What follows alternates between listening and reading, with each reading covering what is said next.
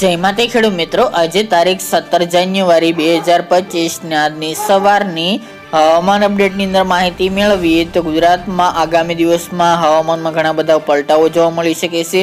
પવનની ગતિ વધી છે, સાથે દિશા બદલાવાને કારણે ગુજરાતમાં તેની અસર ઘણી જોવા મળી શકે છે. ઠંડીમાં વધારો થશે કે નહીં, સાથે ગુજરાતમાં માવઠાની સંભાવના કેટલી છે તેની વિગતવાર અપડેટ મેળવીશું. ચેનલમાં નવા હોય તો ચેનલને સબસ્ક્રાઇબ કરી નાખજો અને વિડીયોને લાઈક આપીને તમામ ખેડૂત ભાઈને શેર કરી દેજો.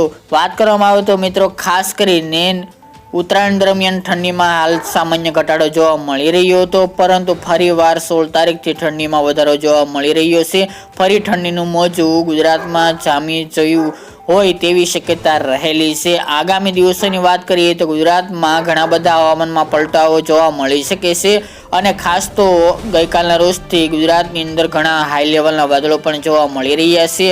આગામી દિવસમાં હજુ પણ વાદળોનો ઘેરાવો વધુ જોવા મળે તેવી શક્યતા રહેલી છે અને જાન્યુઆરી મહિના દરમિયાન આ હવામાનમાં પલટાને કારણે અમુક જગ્યાએ આગામી દિવસની અંદર માવઠાના વરસાદની પણ શક્યતાઓ દેખાઈ રહી છે. ખાસ તો એના મુખ્ય બે કારણો છે. ખાસ કરીને મિત્રો, અત્યારે ઉત્તર ભારત ઉપર એક સિસ્ટમ પસાર થઈ રહી છે જે વેસ્ટર્ન ડિસ્ટર્બન્સ આવે છે તે, અને દક્ષિણ ભારતની અંદર પણ એક સાયક્લોનિક સર્ક્યુલેશન સક્રિય છે. આને કારણે મિત્રો ગુજરાતની ચારે બાજુ, જેમાં રાજસ્થાન બોર્ડર વિસ્તાર, રાજસ્થાન ઉપર પણ એક સાયક્લોનિક સર્ક્યુલેશન સક્રિય બન્યું છે, જેની તેની અસર ગુજરાતમાં જોવા મળી રહી છે અને ગુજરાતના હવામાનમાં પલટો આવી શકે છે અને ગુજરાતના મોટાભાગના વિસ્તારની અંદર હાઈ લેવલના વાદળો પણ જોવા મળે તેવી શક્યતા રહેલી છે. હાલની અપડેટ મુજબ આગામી 20 તારીખ સુધી હમણાં માવઠું થાય તેવી શક્યતા જોવા મળતી નથી, કારણ કે ઉત્તર ભારતમાંથી એક મજબૂત વેસ્ટર્ન ડિસ્ટર્બન્સ આવવાનું છે, જેની અસરના ભાગરૂપે ગુજરાતમાં એક માવઠાની સંભાવનાઓ દેખાઈ રહી છે. પરંતુ જ્યાં સુધી સિસ્ટમ ઉત્તર ગુજરાત સુધી ન પહોંચે, ઉત્તર ભારત તરફ, ત્યાં સુધી ગુજરાતમાં હાલ તો માવઠાથી છુટકારો મળી શકે છે. એટલે કે હમણાં માવઠાની સંભાવના નહીવત રાખવાની મિત્રો. બાકી મિત્રો, પવનનું જોર અત્યારે 2 દિવસથી વધી રહ્યું છે. હજુ પણ પવનની ગતિમાં વધારો થાય આગામી દિવસોની અંદર તેવી સંભાવના રહેલી છે. 20 તારીખ સુધી આપણે કાલે પણ જણાવ્યું હતું કે પવનની ઝડપ જોવા મળશે.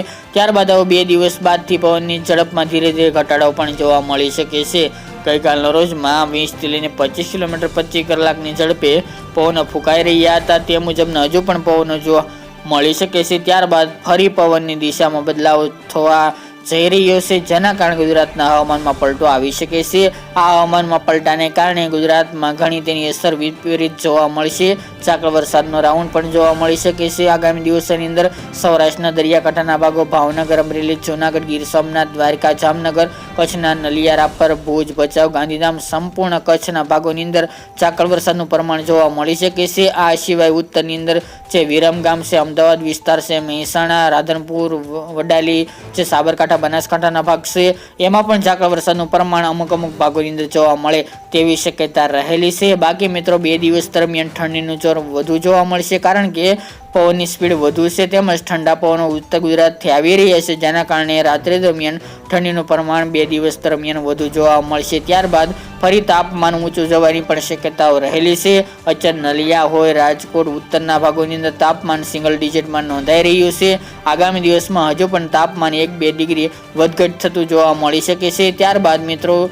જાન્યુઆરીના છેલ્લા સપ્તાહની અંદર પણ કાતિલ ઠંડી જોવા મળશે અને ઠંડીનો રાઉન્ડ આવે તેવી પણ શક્યતાઓ રહેલી છે. પરંતુ હવામાનમાં પલટો નહીં આવે તો ગુજરાતમાં કાતિલ ઠંડી જોવા મળશે. તો મિત્રો, આ ત્યાંની વહેલી સવારની અપડેટ. ફરી એક નવા વિડીયો સાથે મળીશું.